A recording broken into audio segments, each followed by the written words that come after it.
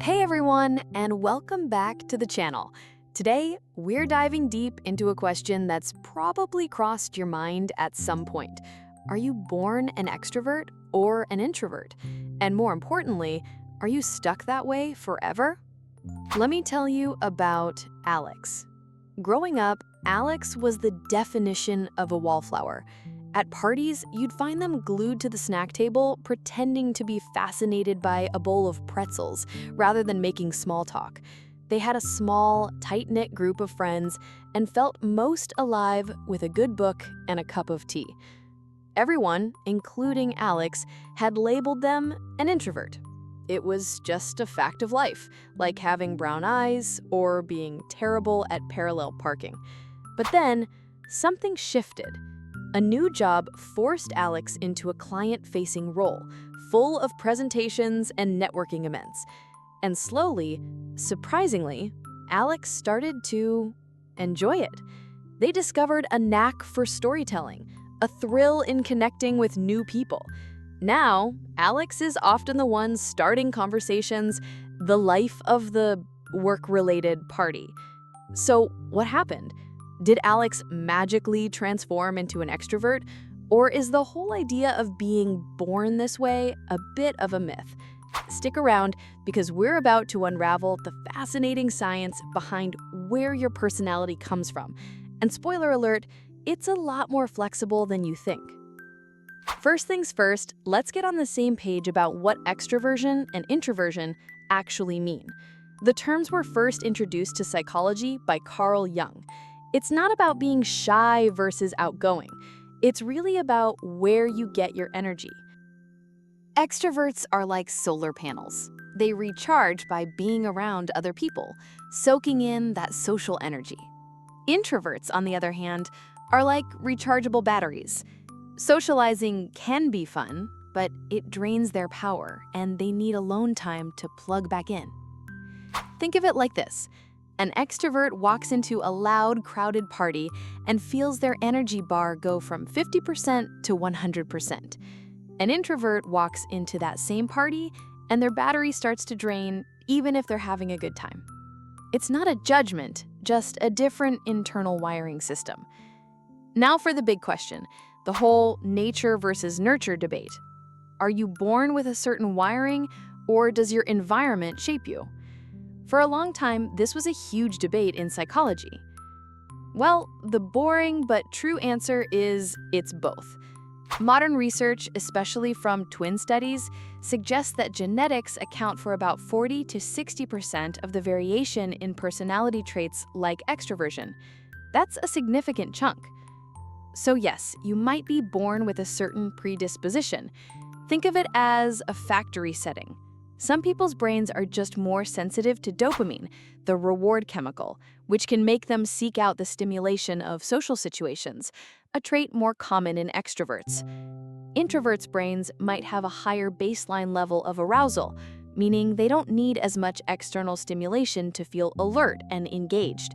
Too much noise and chatter can actually feel overwhelming. It's like their internal volume is already turned up pretty high. So, case closed? Are we just walking, talking bundles of genetic code? Not so fast. That leaves a huge 40 to 60% of the personality puzzle unaccounted for. And that's where life, your experiences, your culture, your choices comes in. This is the nurture part of the equation. It's everything from how your parents raised you to the culture you grew up in. Did your family value quiet reading time? Or were big, loud family dinners the norm every Sunday? Little skit time. Imagine two kids, both with a genetic leaning towards introversion. Kid A grows up in a library quiet home where deep thought is praised. Kid B grows up in a bustling city apartment with 5 siblings where you have to shout to be heard. Kid A is likely to feel very comfortable in their introverted skin. Kid B, however, might develop more extroverted skills out of necessity. They learn to speak up, to engage with the chaos, even if it drains their social battery faster than their phones. This is a key distinction. Having a trait versus having the skills. An introvert can learn to be a fantastic public speaker. An extrovert can learn to enjoy quiet, reflective hobbies. You're not changing your core wiring, but you are expanding your toolkit. And it's not just childhood. Major life events can act as powerful catalysts for personality shifts. Things like going to college, starting a new job, entering a serious relationship, or becoming a parent can all nudge you along the spectrum. Remember Alex? Their new job didn't magically rewrite their DNA, but it did create a new environment with new expectations. By repeatedly stepping into that more social role, they built new neural pathways. They faked it till they made it. And eventually, it started to feel natural. This brings us to a super cool field called epigenetics. Don't worry, I'll spare you the heavy textbook definition. Essentially, epigenetics is the study of how your behaviors and environment can cause changes that affect the way your genes work. Think of your DNA as a giant cookbook. You're born with all the recipes. Epigenetics is like sticky notes and highlights that your life experiences add to the book. They don't change the recipes themselves, but they tell your body which recipes to use more or less often. So, chronic stress or a super supportive environment could literally tag certain genes related to things like anxiety or sociability, making them more or less active. Nurture is actively talking and influencing nature. This is huge.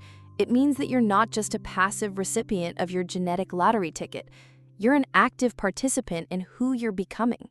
Your choices, your habits, the situations you put yourself in, they all matter. So, can you decide to become an extrovert if you're an introvert? Or vice versa? The answer is more nuanced than a simple yes or no. Trying to completely flip your personality is like trying to change from a cat person to a dog person overnight. It's probably not going to happen, and you'll just end up stressing out the cat.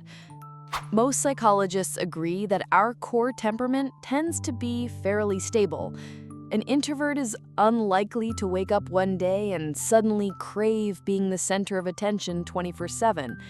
That need to recharge alone will probably always be there. But can you stretch your personality? Can you operate outside of your comfort zone and become more of an ambivert, someone who is comfortable in the middle of the spectrum? Absolutely. It's about expanding your range, not replacing your operating system. If you're an introvert who wants to be better at networking, you can learn those skills. Start small. Challenge yourself to initiate one conversation at an event. Set a time limit.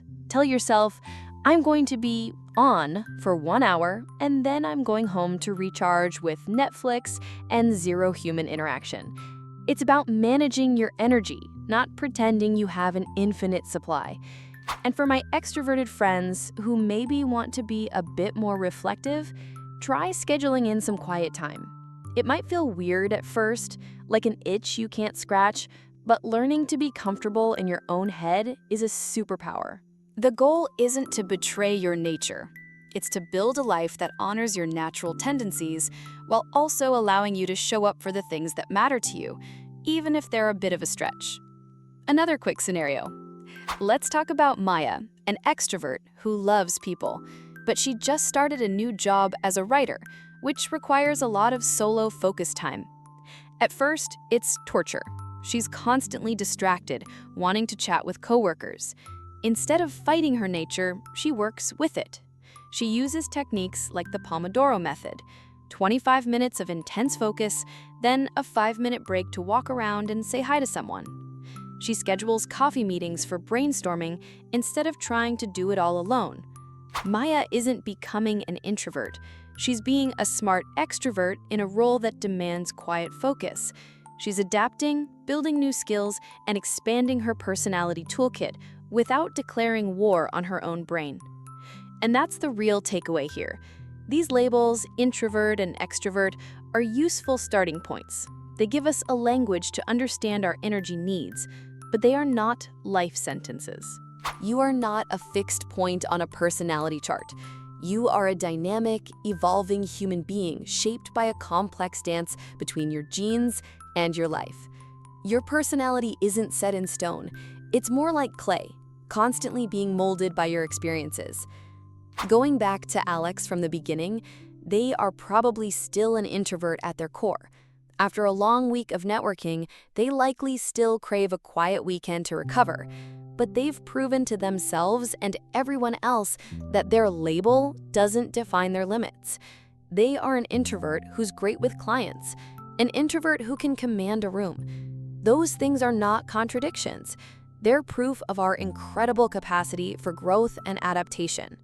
So the next time you think, "Oh, I can't do that, I'm just too introverted," or "I could never enjoy that, I'm too extroverted," I want you to challenge that thought. Is it a genuine limit, or is it a story you've been telling yourself? What's one small step you could take this week to stretch your personality just a little bit? Maybe it's speaking up in a meeting. Maybe it's declining a social invitation to honor your need for rest. It's your story, and you get to decide how the next chapter goes. I'd love to hear your thoughts and your own stories in the comments below. Have you ever felt your personality shift? Don't forget to like and subscribe for more deep dives into how our minds work. Until next time, be kind to yourself and remember that you are a work in progress. Bye.